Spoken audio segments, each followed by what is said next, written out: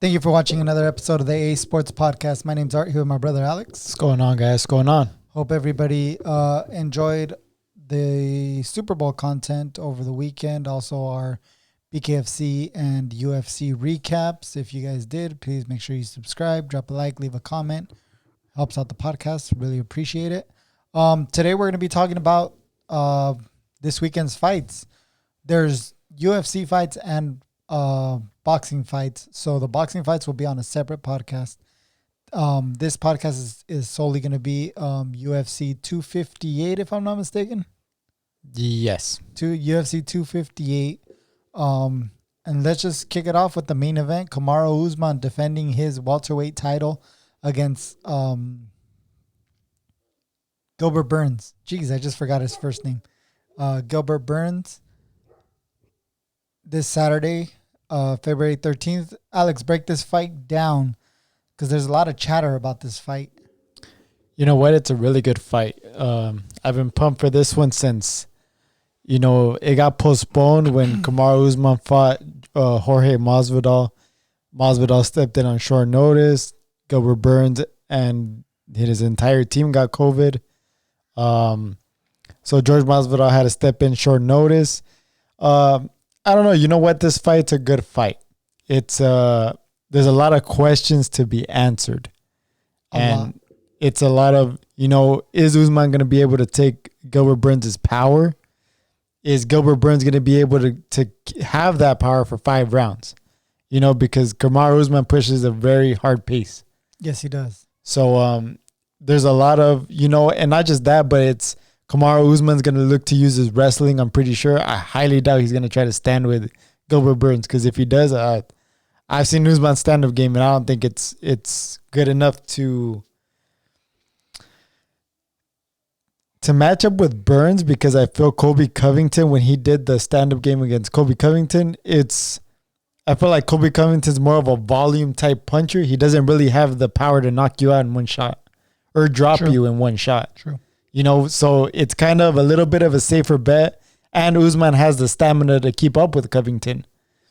So with Burns, it's gonna be a totally different fight. It's gonna be, Gilbert Burns is, I think, a 4-time Brazilian Jiu-Jitsu world champion, so he's gonna need it because Usman, once he gets him to the ground, he's going to need to at least get up or not get completely outclassed like Tyron Woodley did and just got held down for 5 complete rounds and just got dominated. So, you know what? It's a great fight. I love it.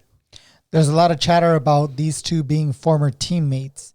Now, I don't think Usman didn't leave camp because of this fight. Did he? He did. Oh, no, he did. That's right. Oh, man.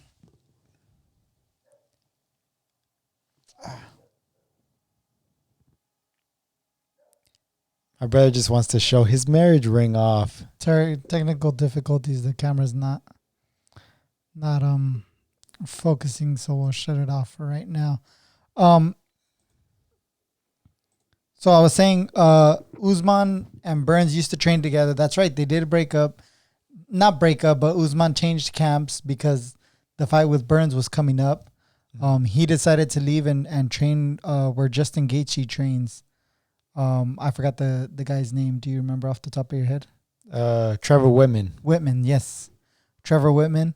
How do you feel about this whole talk of, at least I've heard in different interviews and podcasts, that Burns has gotten the better of Usman in training? Do you think that will make a difference in the fight? I don't know. You know what? There's always been talks in sparring sessions and in camps in general. You know what? Sometimes to me, it's just he said, she said type stuff. To me, it's not really, I don't buy too much into that stuff because at the same time, I've heard it before. And then come fight night, it's, one guy dominating the other guy. Yeah. So, at the end of the day, I think Gilbert Burns is one of those guys that is coming to fight, and he's coming to, this is his first chance at a world title. So he's hungry. Yeah. And who knows, with this 170-pound division, the way the politics are sometimes, who knows when Gilbert Burns can get another crack at the title should he lose this fight. True. So, very true. I'm pretty sure that he's gonna come with a vengeance. Okay. So what's your prediction for this fight? Who are you picking? I'm going with Gilbert Burns to pull off the upset. Okay. I like your pick. I like your arguments. I'm gonna take Usman to defend his title. I think Usman's wrestling is far superior to a lot of wrestlers. So I just think Usman will be able to, get how can I say it? Get Burns to the ground and really hold him on the ground and neutralize what Burns is gonna try to do. Like you said, try to keep him on the feet. Here we see some of Usman's past opponents. You want to go down the list of who he's fought recently? Kamaru Usman fought Damian Maia in I think he beat him in a decision. Then he beat Rafael dos Anjos, which that's kind of a fight where I really saw Kamaru Usman. I mean, I saw him in the Ultimate Fighter, but then I hadn't really followed him after that, So, after he beat Rafael dos Anjos, I was like, wow, this is a guy that's potentially going to move up in the rankings really fast. And then he fought Tyron Woodley, which back then I thought Tyron Woodley was going to beat him. And he just completely destroyed Tyron Woodley for 5 rounds. I mean, it wasn't even close. Nope. I mean, he destroyed him from start to finish. Yep.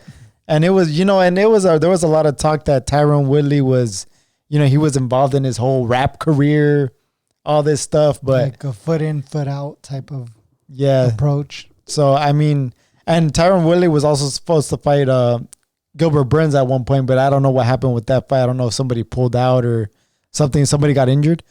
So they were supposed to fight as well, but they didn't get the chance to. They did end up fighting. Yeah, they did. During that time. Yeah, like during that time, but it was back then before Burns fought him. Yeah. So yeah, he fought Tyron Woodley, completely destroyed him. Then he fought Colby Covington in a really good fight. It was a 5-round war where Kamaru Usman stopped Covington in that last round. And then he fought George Masvidal. He got the win over Masvidal on short notice. I think it was a week's notice. Yep. Week's notice, and he beats Masvidal. So, you know what? Kamaru Usman's been through the ringer. You know what? He has a good resume.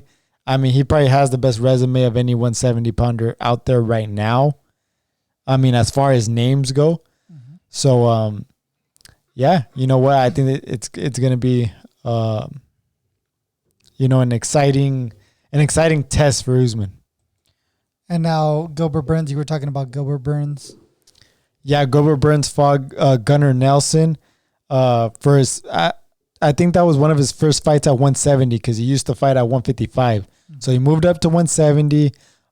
He beat Gunnar Nelson, and then he beat Damian Maia. He knocked out Damian Maia with a bit. Not everybody knocks out Damian. No, not everybody knocks out Damian Maia. I think Usman went the distance with Maia, and I think Covington also went the distance with Maia. I don't think Maia had been stopped. If I'm not mistaken. I don't think he had. Before Burns. Right. And then, he actually had Burns in trouble a little bit on the ground. But, Damian Maia is a crafty guy on the ground, man. Yes, he is. He's like he's a black belt in jiu-jitsu, obviously. But he's one of those submission artists that if he gets you on the ground and he gets you in a choke, anything like that, it's over. So, you know what? Gilbert Burns knocks him out with a left hook, completely flattens him, and it's over. And then he fights Tyron Woodley. And he really put it on Tyron Woodley, man. He really came out. He started, he traded with Tyron Woodley, and he wasn't afraid of Tyron Woodley's power, which is something he's going to need in this fight because if he just backs up against the fence against Kamaru Usman, I think Usman's just going to try to hold him against the fence and use the fence to take him down. That's what worries me about this fight. Two guys that know each other, two guys that know each other's strengths.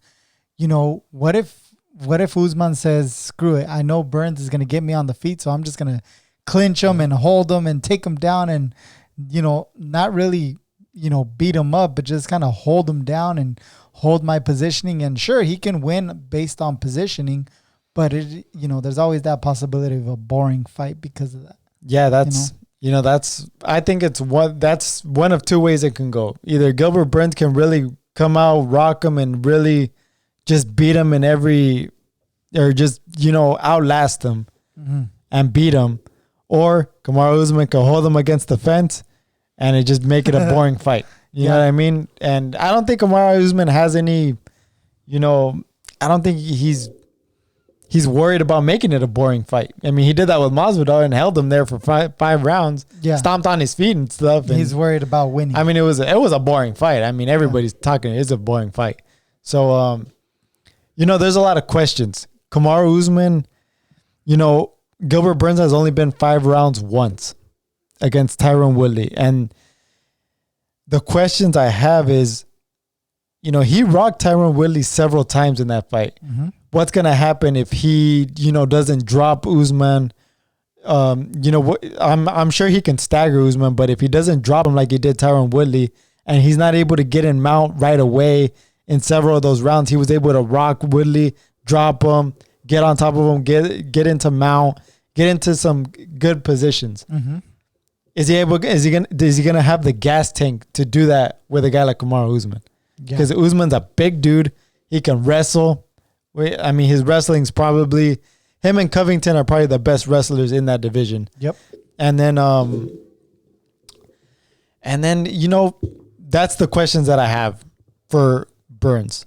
On the other hand, Usman, Gilbert Burns said in an interview that Usman hits a wall sometimes. He seems to, hit a wall to where he's looking to buy himself some time.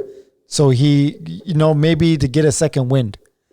If you look back in that Colby Covington fight, there was one time where Colby Covington gave him a kick to the body, and he complained about a low blow. The ref stopped it, gave him a break. There was no low blow. Okay, that's just something I'm pointing out. Okay. And then he complained about an eye poke. There was an eye poke. But it was in the wrong eye that he complained about. It was like he poked him in one eye, and he was like, it's the other one. It's the other one, right? So, you know what? Which is a veteran move, And if you look at the Ultimate Fighter, there's also a video where Kamaru Usman grabs the cage, and he does some of those little sneaky attacks, right? Which, it's all fair if the ref don't see it. You know what I mean? If you're going to go that route, screw it. You know what? You got to do whatever you got to do to come out on top. Yeah. I don't get mad over that. But, so those are the two questions that I have. Is Burns going to be able to outlast Usman? Is he going to be able to have the cardio to do it? His power, his jiu-jitsu, his wrestling? Because at one point, he's going to need to wrestle with Usman. I mean, I don't think there's a scenario in this fight where Usman chooses to stand with this guy.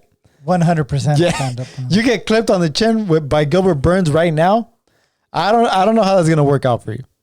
And vice versa. Can Gilbert Burns, just have the stamina and not gas out? He's only been 5 rounds once. I don't even know if he's been 3 rounds. Well, the Woodley fight ended in the 3rd round, if I'm not mistaken. Ended in no, it went 5. It went 5 rounds. Yeah, I just finished watching it today. But that's the one where Woodley hurt his rib, right? No, that was a Covington fight. Where he hurt his rib. That was a Covington fight. Really? Yeah. And even that was in the 5th round. Oh, I think it was in the 5th round, and then I think Tyron Woodley was hurt already. Yeah. I mean, I think he was looking for a way out, but I mean, I agree with but I think there was an X-ray where it really showed that he did break a rib. He did hurt a rib. Yeah, so I remember that, but I guess I might have got my fights confused. Yeah, and you know what? I'm pumped for this fight, man. If anybody is an MMA fan, you need to watch this fight. We will definitely be tuning in and watching. This undercard, we're used to the UFC putting on some solid undercards, but for some reason, this undercard is just not as solid as, usual. I believe the co-main event is Maycee Barber taking on Alexa Grasso, right? Yes. What can you tell me about Maycee Barber and Alexa Grasso? You know what? Maycee Barber is a prospect coming up. She was undefeated when she lost to Roxanne Modafferi. Or Modafferi. She tore her ACL in that fight. I thought Roxanne Modafferi just beat her. You know, I thought she just beat her. She was a better fighter. Yeah. But I think they're looking to get Maycee Barber back in the win column. Okay. So that's what I'm expecting in this fight. I'm expecting Maycee Barber to win this fight. Is Grasso a good opponent for Barber on a comeback off of a torn ACL? It's not the easiest fight, but it is. I think it is a fight that Maycee Barber can win. It's a winnable fight. Yeah, Okay. and Maycee Barber's that you can promote Maycee Barber. You know, she's a good looking girl, and she has a good wrestling style.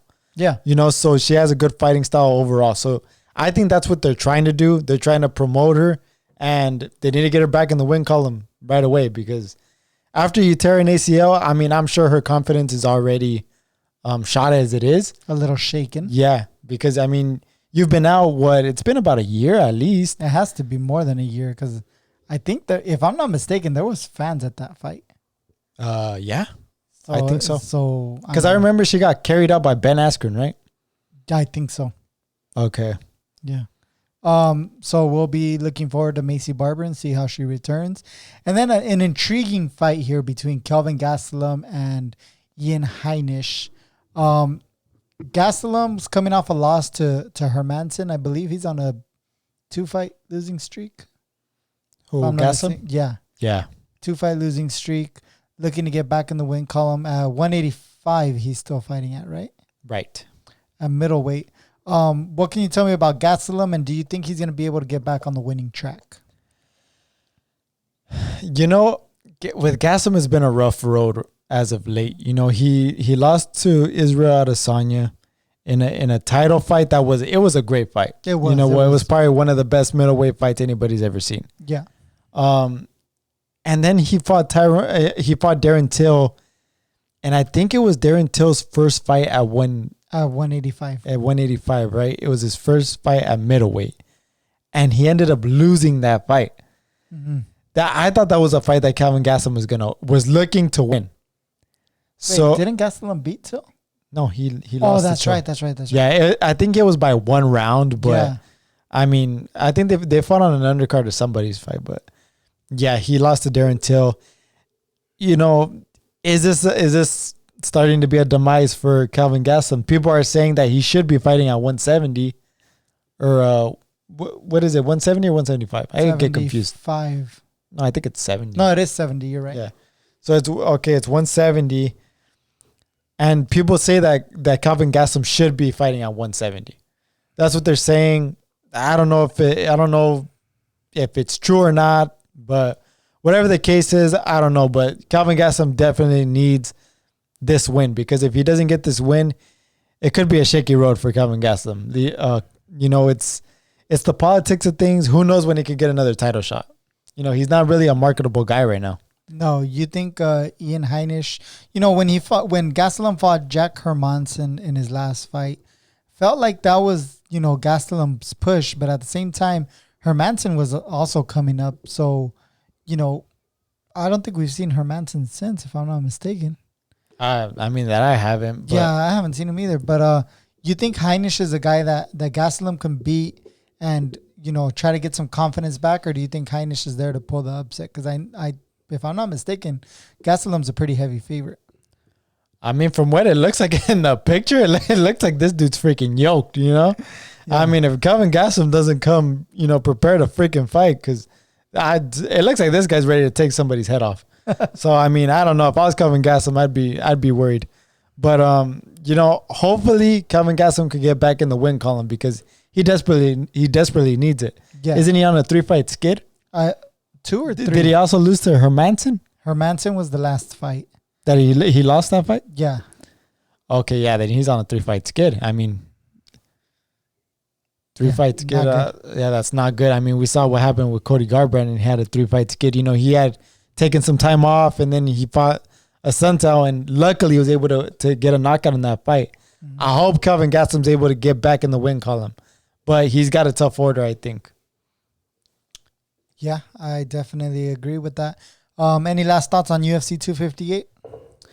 No, you know what? I'm freaking pumped for this fight. Out of boxing, all the boxing events that are on today, or not today, Saturday, and then I think this is the one that I'm most excited to watch. I gotta be honest. This is the top of the top 170 pounders going toe to toe. I mean, it's gonna be a good fight. As far as name value and champion importance of the championship, I feel like the UFC does have a better main event, but don't discredit the boxing undercards, because there are some good fights this weekend in boxing as well. So we'll have the two TVs running. We might need to add a third because there's two boxing cards and this UFC card. So we're going to have to find a way to watch all three at the same time. Make sure you guys check out the next podcast that'll have our boxing preview for this weekend. Jojo Diaz will defend his WBA 130-pound title.